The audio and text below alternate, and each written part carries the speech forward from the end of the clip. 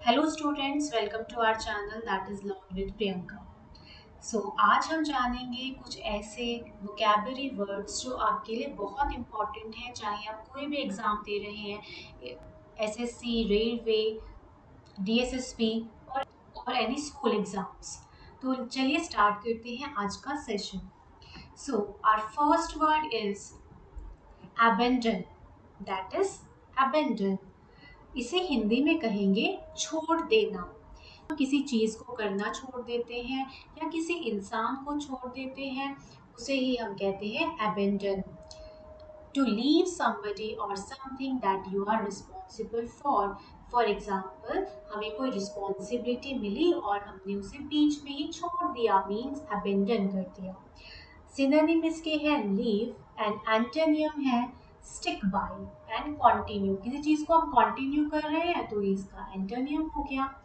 For example, I had to abandon my plans to visit the market due to unexpected work. इसका meaning समझेंगे। I have to abandon my plans, मुझे अपने plans को abandon करना पड़ा, छोड़ना पड़ा, to visit the market due to unexpected work. Market में विजिट करने के लिए कुछ अनएक्सपेक्टेड वर्क, जिस वर्क की उम्मीद नहीं थी, ऐसा वर्क आ गया, तो इसलिए मुझे अपने प्लान्स को अबेंडन करना पड़ा। Next one is victory. Victory means होता है सक्सेस, और हम कह सकते हैं विजय। किसी चीज में हमें विजय प्राप्त होती है, उसे विक्ट्री कहा जाता है। सिनोनिम है इसका अचीवमेंट और एंटोनियम है डिफीट। डिफीट मीन्स हार जाना। For example, they celebrated the team's victory by hosting a grand party। उन्होंने सेलिब्रेट करी अपनी टीम की विक्ट्री, मीन्स टीम की जीत। कैसे सेलिब्रेट करी? By hosting a grand party, एक बहुत शानदार पार्टी रखकर। Next is evidence. एविडेंस होता है किसी चीज का सबूत या प्रमाण। The facts and signs that make you believe that something is true। ऐसे फैक्ट, ऐसी चीजें जिससे हमें पता चले कि कोई चीज जो है वो ट्रू है, इसे एविडेंस का सिनोनिम है प्रूफ और एंटोनिम है गेस और एजम्पशन। जब हम श्योर नहीं होते हैं तो हम गेस करते हैं ना, या एजम्पशन लगाते हैं अपनी, हमारे पास कोई एविडेंस नहीं है, इसका मतलब। For example, there is no such evidence to solve the case. इस केस को सॉल्व करने के लिए हमारे पास कोई प्रमाण ही नहीं है, एविडेंस ही नहीं है। Okay, clear? चलिए, नेक्स्ट इज पेंसिव।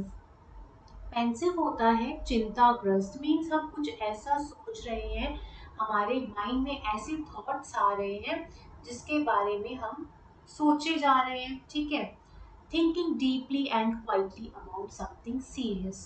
कुछ सीरियस विषय में अगर हम सोच रहे हैं, इसी हम कहते हैं pensive thought. Okay, and here usually marked by some sadness. इसको सैडनेस ही शो करता है ये थॉट, कोई हैप्पी थॉट को पेंसिव नहीं बोलेंगे, right? Now its synonym is musive, thoughtful, okay, and antonym is frivolous।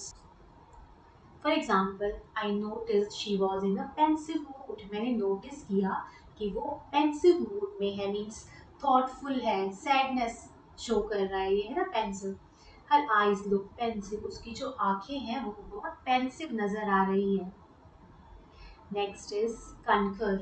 Conquer means होता है सहमत होना किसी चीज से या किसी ओपिनियन से, राइट? इसे कहते हैं approve.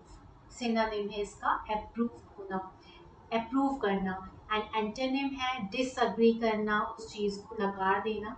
For example, we strongly concur with this, हम इस डिसीजन से बहुत कंकर करते हैं, सहमत हैं। Now here our question of the day is, what is the meaning and antonym of ample?